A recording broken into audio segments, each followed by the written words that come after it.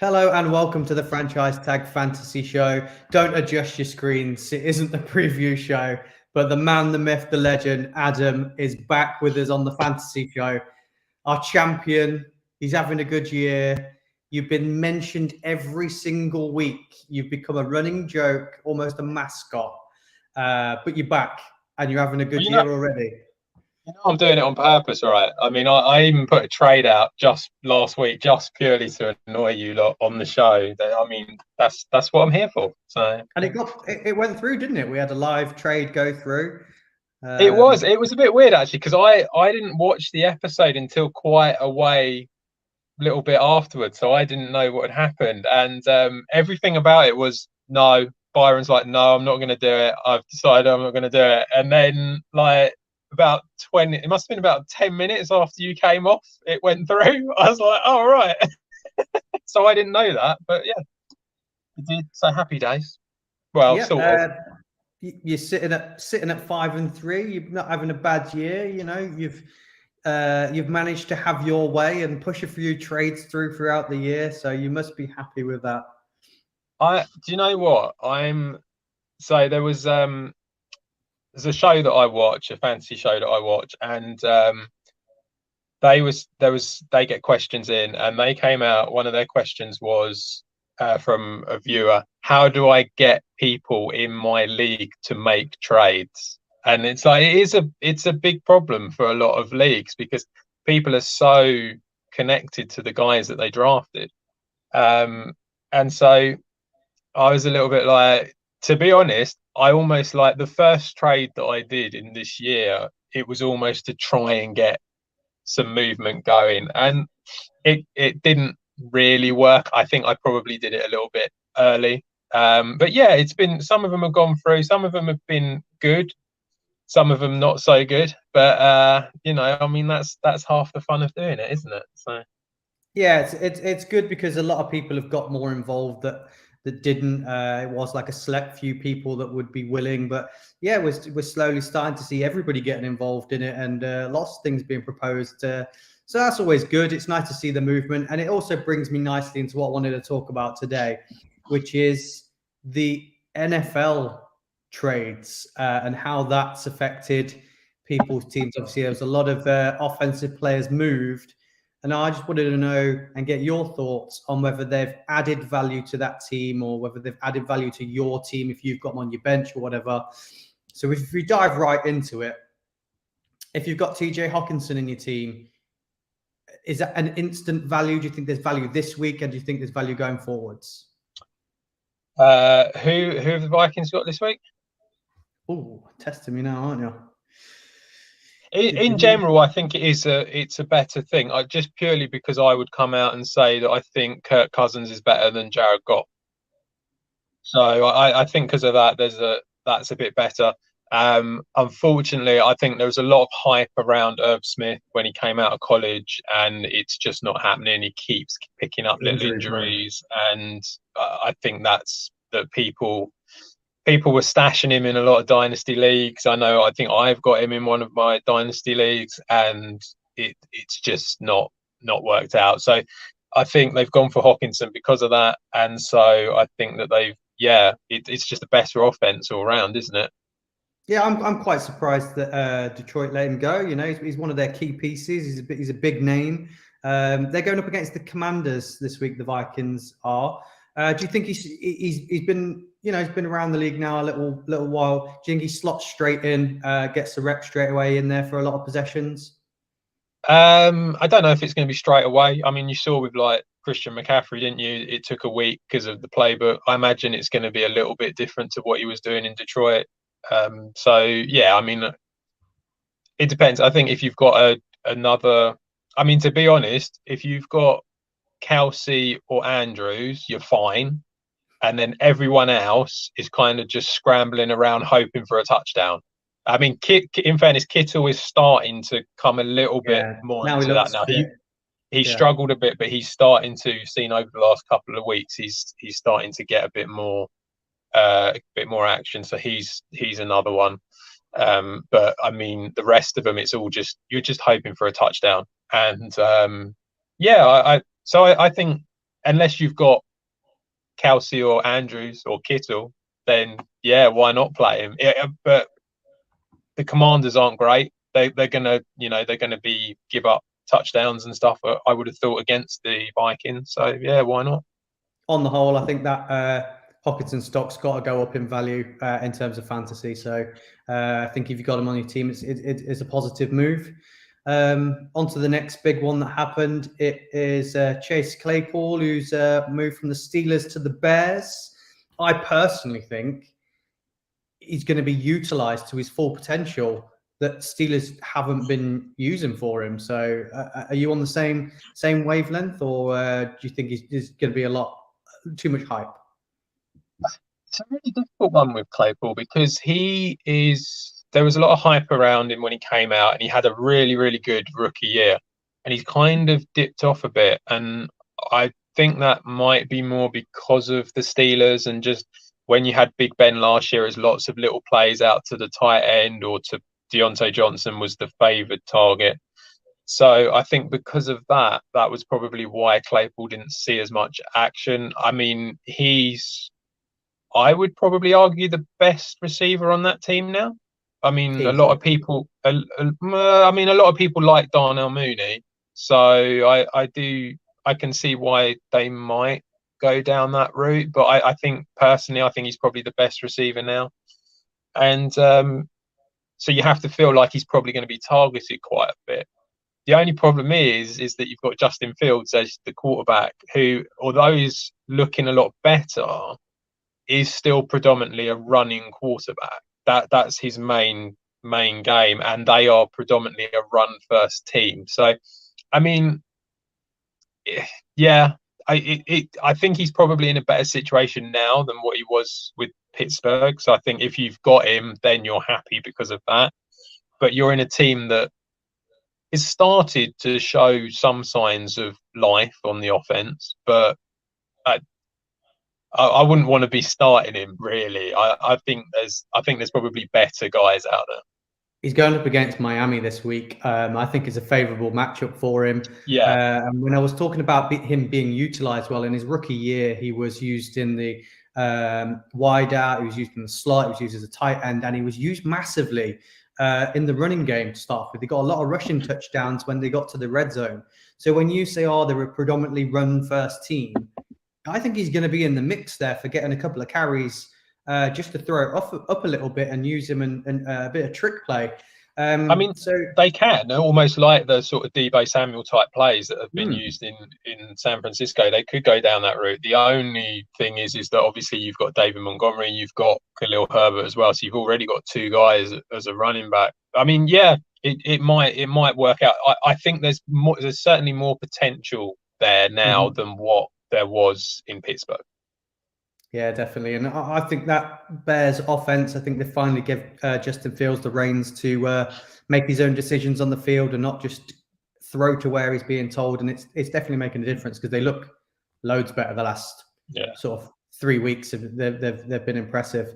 We had a bit of movement on the running backs as well, didn't we? We had I think Miami are trying to recreate San Francisco. They've got Jeff Wilson, obviously, went over to Miami. Do you think he's just going to be in there as a committee back? Do you think he's got any value there, or steer clear of him for fantasy? Well, they traded away Chase Edmonds, didn't they, to Denver as part of the Bradley Chubb deal. Yeah, I think it's a really difficult one there now. You've got Jeff Wilson and Raheem Mostert, and their run game is not great. It just feels like it's not brilliant. I don't quite know what's happened. They had McDaniels come in, and all the talk was how Chase Edmonds was going to be the guy that they wanted, and that's why they signed him to a decent deal. And that's why some of us fell for drafting him. So it's a little bit of a strange one. There, it's not really working. Tua seems, I mean, it's basically Tyreek and Jalen Waddle, isn't it? Really, is the name of the game. And I think all you're going to have now is you had Mostert was the main guy, and Edmonds was kind of just there but not really getting involved. Now I think you're going to have two guys who are capable of being the main guy, and they're just going to take away from each other. So if you've got Mostert, I think you're probably unhappy. But if you've got Wilson, you're probably happy because he wasn't really getting a lot now that McCaffrey was there. So that's probably the way you've got to look at it, really. Would you potentially, if you had him on your team, I think you did recently. I did. I traded him away. If you had him on your team now, prior to this weekend going forward, I'd probably say he's at his all-time highest value to trade, isn't he? Would you look at trading him, or would you see what he can produce before looking at those? I think, yeah. I mean, I think you could put a trade out there, but it's because of the situation. It would be a difficult one to come out and say, oh, he's going to be the guy in Miami. So I think you'll be better off waiting and seeing what happens this week and seeing how many reps each guy gets. I think that's going to be a big, see who gets the carries. I always think if you get 12, 13 carries, then that's normally meaning that you're the guy, and that you're the guy they're going to go ahead with, go forward with. So yeah, I think that's probably about the right amount. Yeah, I would probably wait and see on Wilson, because I think he might. We saw in San Francisco, he has the potential to be the guy. So he might. And Mostert always gets injured. Like, he will get injured at some point every year. So yeah. The other running back that made a move was Nyheim Hines, obviously going over to the Bills. Bit of a shock move, I think that was. I think the Colts have always managed to use him and utilize him, and he's always been solid for fantasy points with what he offers, because he's not that big back, and he's the alternative change-up back. Do you think that's going to work for him at the Bills, or even maybe escalate him even higher than what he was, because they have been struggling at running back, although Singletary's been good this year? Yeah, Singletary's been good. I think it's a good move for the Bills, definitely. I mean, they needed someone who was going to be a bit more, in the offense. Zach Moss. Did Zach Moss go the other way? He's gone, yeah. Yeah, so Moss hasn't really done anything. Yeah, Moss hasn't done a lot, so that's not really a shocker. So yeah, I mean, I think that having Singletary, having Nyheim Hines is quite a nice 1-2 combination for the Bills. So I think it's great for the Bills.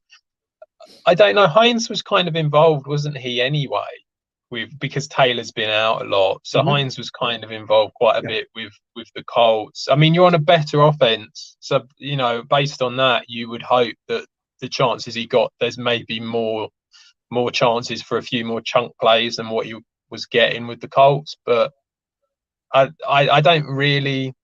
I would probably say that his value has increased a bit just because of him going to the Bills, but I wouldn't be going mental for him, sort of thing. Yeah, but running backs don't seem to work there. They've had they've drafted one every single year for the past 3 years, and it hasn't worked. So Hines might not work out there. I might sit on him to see whether they do utilize him, because they've started to use over the last few weeks James Cook more, and he was supposed to be the guy that was your Hines styled, used more in the catching game, and they have started to use him now. Moss has taken a backseat behind the two of them.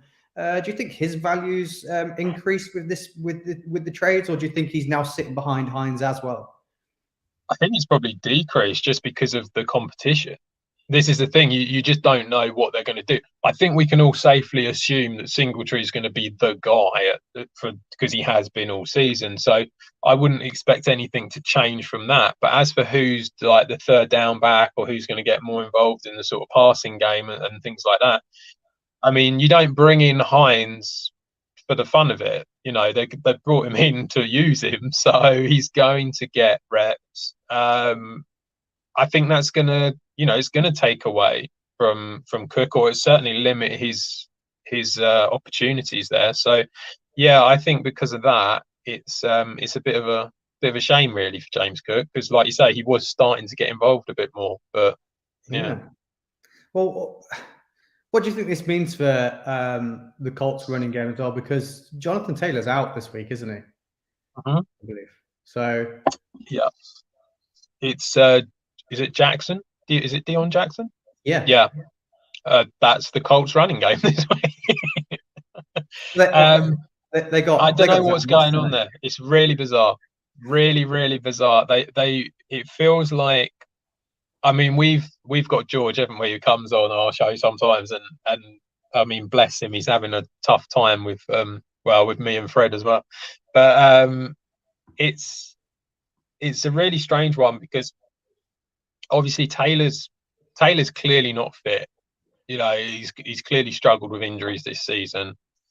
They've now traded Hines away. They've basically thrown Matt Ryan to the wolves and not interested anymore. They've got this young guy who they want to see what he can do, which is fair enough. I get that.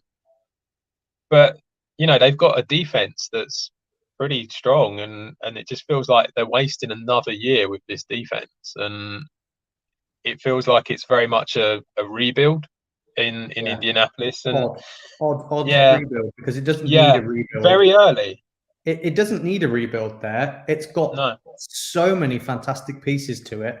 It just needs the right quarterback and a little work on the O-line. I think that's all it needed for me. I think the wide receivers have been better than what people thought they were going to be this year. I think Pittman's shown he can be wide receiver 1. Paris Campbell's shown that he can be healthy and get the touches there. So yeah, a bit of an odd one there for a rebuild, but you're a great defense as well. Yeah, really odd. Finally, Chase Edmonds going to the Broncos, going to join that. Again, I thought that Murray and Gordon were doing a good job with Williams being out. So, well, you were at the London game, weren't you, for the Broncos Jags game? And I mean, you know more because you saw it, but you know, both Gordon and Murray scored a touchdown. You know, so they both seemed to play. From the highlights that I saw, they seemed relatively okay, like they were doing well. I think they've been pretty decent throughout.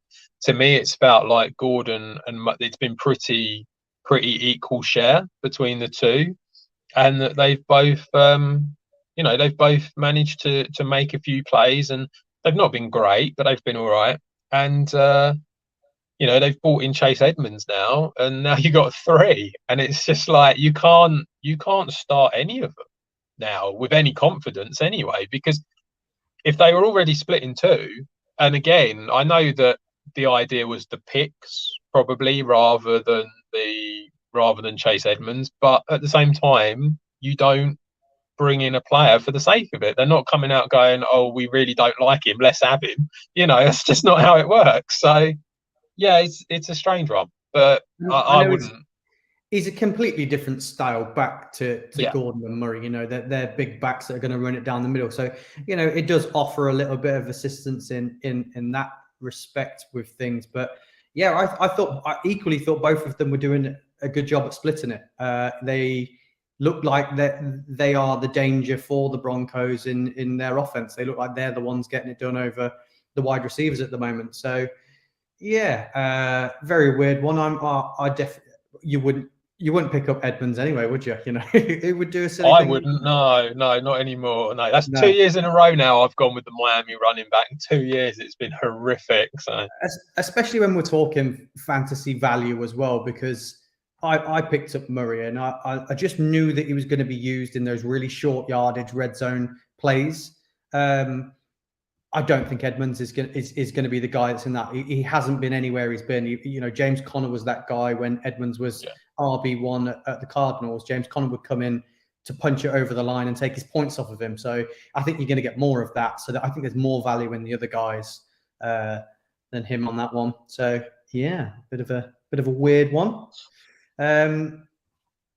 I'm guessing you've been watching the show while you've not been on it. Of course, I'm watching the show. I'm always watching the show. Good. So this section's where it kind of goes a bit odd and a bit all over the place. When I asked the lads who they're going to start and sit, so well, I'm gonna do a tinch here and claim I have no notes. So you could also do a tinch and just be like, say anybody who played yesterday. You know, there was a game on last night. You know, he's done that before. So okay. Right, so I'm going to throw some players out, and I just want you to let me know whether whether they're a must start or whether you potentially sit them this week. And we've already mentioned him already. It's Justin Fields going up against the Dolphins. Are you in on him now? Are you think he's got the fancy value? Because he was available on most people's waivers. He was available on ours. Yeah, well, he's been on teams and off teams. I think people have just been having him, seeing what he's doing, not doing a lot, dropping him again, picking someone else up. But he's been available in a lot of leagues, and I think it's because the start of the year they didn't trust him to throw the ball. But he's been, well, I think he's currently ranked fantasy-wise in the top 10, 11. Is he 11th, 10th? I don't know exactly, but I think you could get a QB1 for performance out of him this week. I think he could easily be in the top 12 for this week, especially with all the buys. I think you've got someone there who could do really well. The Miami defense they gave up a lot of points to Detroit last week. Then they're not great. They've got a lot of I think they've got quite a few injuries in the secondary. I think that's the biggest problem they've got at the moment. So it's a different style because obviously, like with Goff, there was a lot more sort of throwing the ball, whereas there's not quite as much with Chicago and Fields. But I wouldn't be afraid to start him. I must admit, I nearly picked him up, and I know it sounds stupid because I got Jalen Hurts, but the reason I nearly picked him up was that who I'm playing Ben this week. He didn't have a quarterback because of he's got Dak and someone else, but both of them are on bye. So he didn't have a quarterback, so he was going to have to pick up a quarterback. So I was very much like, do I do this just to stop him from getting Justin Fields? Because I thought that's the obvious one to pick up, and he picked up Heineke instead. So I lucked out because I didn't. But watch Heineke destroy me now. So I went in for Fields straight off the waivers. So I don't know whether maybe I was just higher priority than him, and I got him. Maybe he went in for him. Because I've lost out on a few already. I lost out on Mariota a couple of weeks back, so it happens. And I can't have you on the show without asking you whether this guy should be left on your bench or whether you're starting this week. It's Aaron Rodgers. He's not having he's not having the greatest of fantasy years. He's usually a stable person. He's going up against the Detroit Lions. There could be a big game in it for him. But are you risking it? Are you putting him in, or are you leaving him on your bench? I think it really depends who else you've got, to be honest. I think I'd rather be putting Justin Fields in than Rodgers. I know that they're playing Detroit. I really worry for them against Detroit because it's in Detroit, and we've seen that offense is completely different to what it is when they're away. When Jared Goff's in the dome, he's a lot better. I do worry for the Packers this weekend because they're obviously being on a bit of a rough time of it at the moment. I think that they'll get points. To be honest, I'd be disappointed if it didn't start with a 3 and it had another number after it.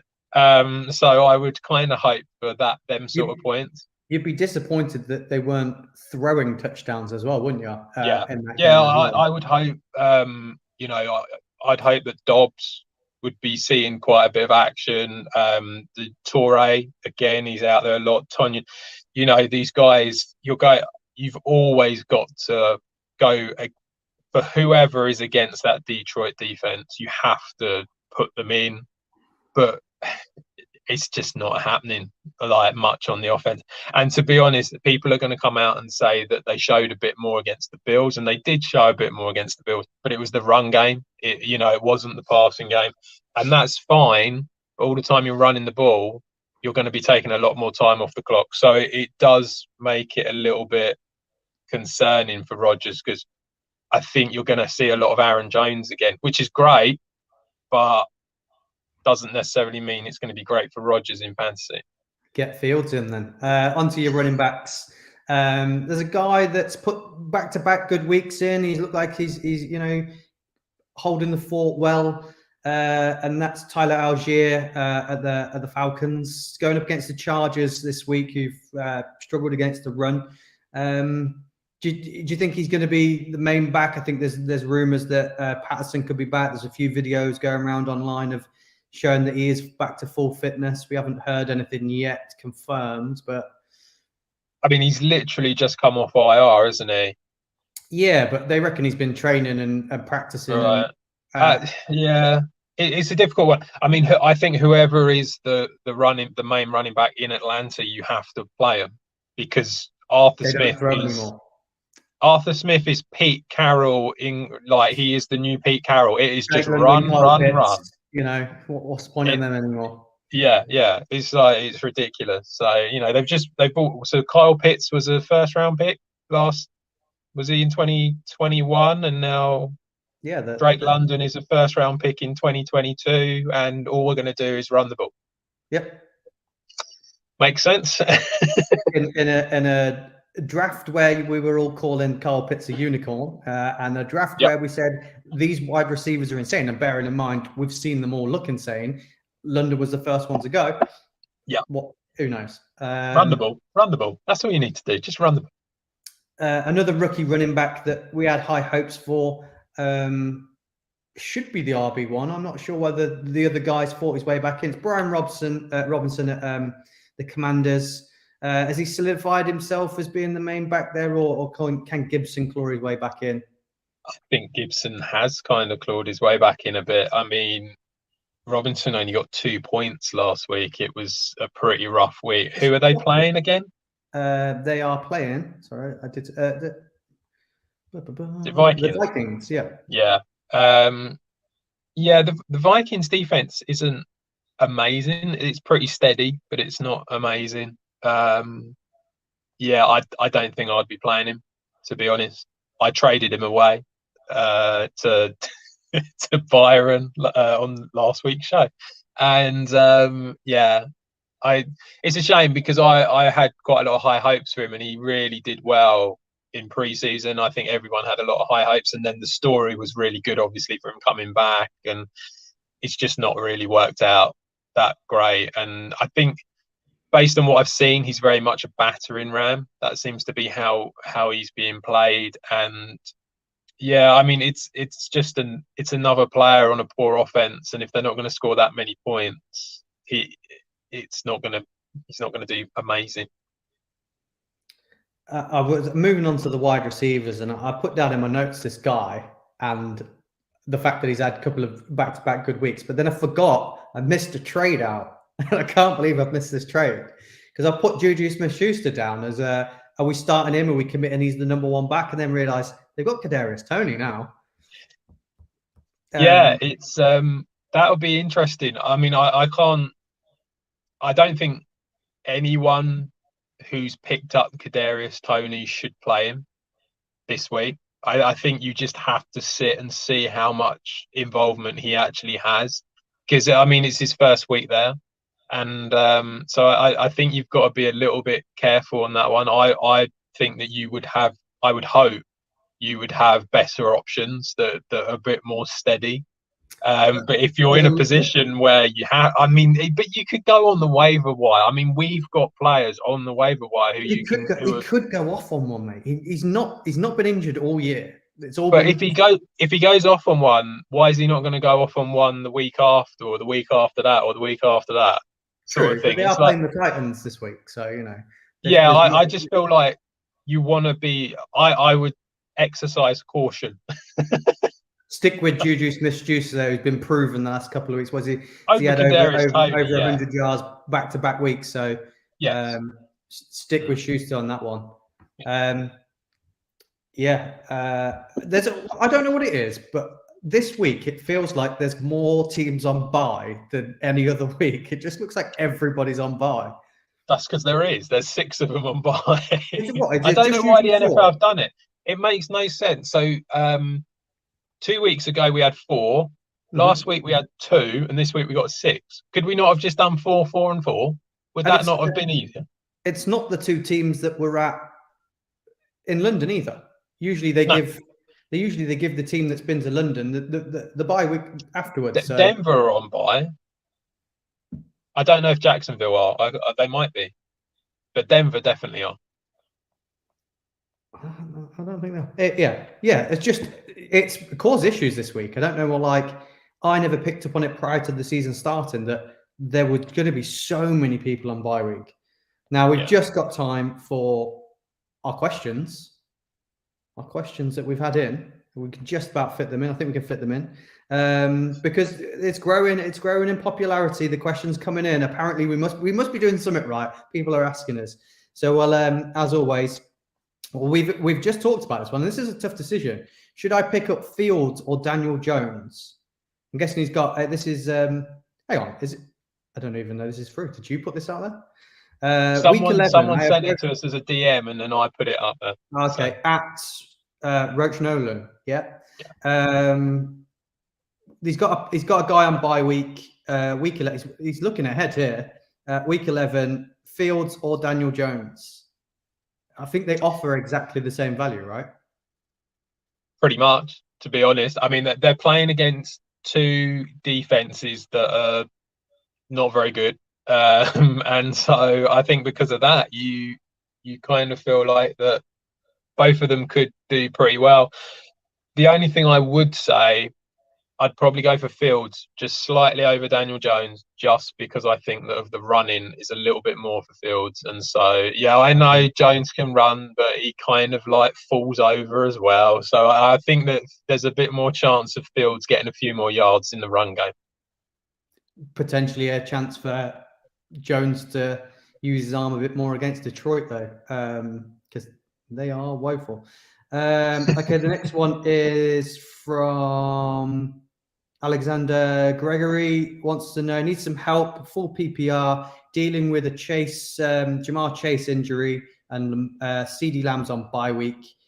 Available choices are Isaiah McKenzie, MVS, Alan Lazard, Paris Campbell, Jarvis Landry, Demarcus Robinson. What are you saying? He's got 3 slots, hasn't he? 3 slots. Yeah, he's got 3 slots to pick. So MVS, I think, has got to go in there. Yeah, MVS will go in there. Lazard is a game time decision. I know that much. If he's fit, I'd put him in. If he's fit, I'd put him in, but don't know. Landry's got a decent matchup. I know a lot of it's been going to Olave, which is why, because I looked at Landry and thought, but I've already got Olave, so I don't want 2 from the same team. So I think there's a bit of value in Landry this week. I think he's projected to score double digits as well. So, or would you stick with Paris Campbell, who's been getting a bit more involved at the Colts? Yeah, I think. Even to see Paris Campbell, it feels like with the Colts that the long ball, if there's ever going to be one, is to Alec Pierce, that Pittman kind of takes the main stuff across the middle.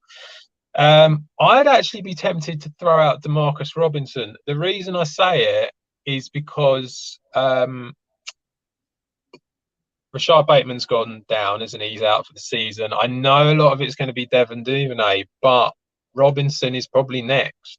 So, yeah, is that not going to be to replace Andrews because they reckon that he might not play?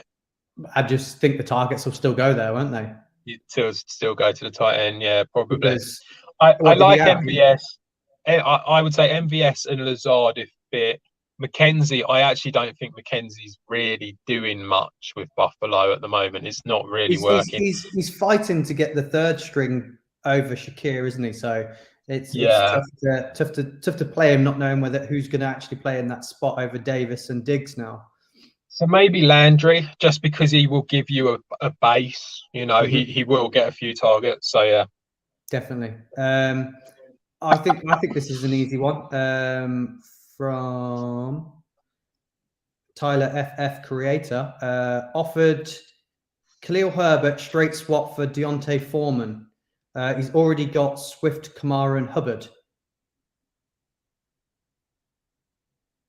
I don't see the point. If you've already got Swift, Kamara, and Hubbard, well, Hubbard's out now. He's out. I mean, I think Montgomery is fighting his place and proving that he can still be RB1 over Khalil Herbert. I'd probably go Foreman. I'd probably take that straight up for Foreman. So what was it again? Straight up, he's got he was offered Khalil Herbert for Foreman. I'd probably take Foreman. Yeah, whatever the deal is, Foreman's your answer because you've got Hubbard who's injured and out. So, and you saw what he could do last week. I know it was against Atlanta, so they're not great, but even still, you like and Foreman when he was playing for the Titans when Derrick Henry was out injured last year, I think Foreman looked pretty good, didn't he? So I think Foreman. Definitely, I think so too. What we got here at Stephen S. Dwyer. I have 4 quarterbacks in a 2 quarterback league and need to drop and add one because Russ and Jimmy are on bye week. My other 2 quarterbacks are Dalton and Winston. Nice. What's the question? Have you got the rest of that question? So it says my other 2 quarterbacks, Dalton and Winston. I've been holding on to Winston, thinking he will get back the starting job, but it seems like I need to drop him. Thoughts? He's going to play this week, isn't he? No. I don't think so. Isn't Dalton's? Has it been confirmed? Well, no, not yet. I think it's going to be like a game time thing, but I think the fantasy app is leaning towards Winston because I think they've dropped their Dalton's points down to like 1 or 2, and Winston's up to like 17. So I would probably keep Winston on your roster. I don't know who is available for you to pick up. If it's a 2 quarterback league, I'm going to imagine probably no one. No one. We had this conversation literally the other night, didn't we? There's no one, not even like any of the backups. They're all gone as well. So yeah, so I would probably keep Winston. It's difficult because he basically needs, if there is anybody, he needs to drop one of them. So you're kind of gambling on it. I would say wait, and hopefully some information will come out, and whoever the starter is, drop the other one. But yeah, I really don't know which way they're going to lean, to be honest, because Dalton has put up a couple of wins, hasn't he? So it's not been awful under him. Maybe look at trading. I'd look at trading Russ or Jimmy G, who's on the bye weeks. Yeah, you could go down that route, but I mean, you're. I don't know who you'd get for these guys. I just don't think 2 quarterback league there's any value in any of them massively. So no. Trade and get some value in something else. The last question comes in from Cal McCarver. Gabe Davis, Rondell Moore, or Tyler Boyd in the flex? Boyd. Yeah, I agree. Yeah, I think with Chase out, Boyd is getting involved a lot, isn't he?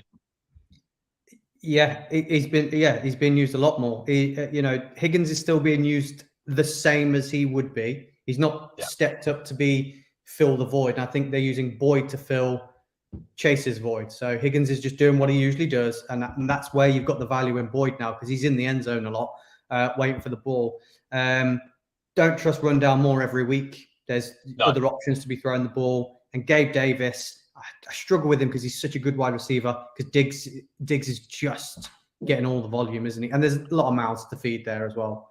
The problem with Davis is he's very boom or bust. It's like you're either going to get 1 week where he does really well, or you're going to get a week like last week where he gets completely marked out the game and just doesn't do anything. And Alan is always going to go to Diggs first. So I think because of that, that's why you'd go for Boyd, because he's going to be far more consistent. And although they didn't play great against the Browns, he still got a touchdown, and he was around and getting a few catches. So I think Boyd would definitely be and if you say as a flex spot as well.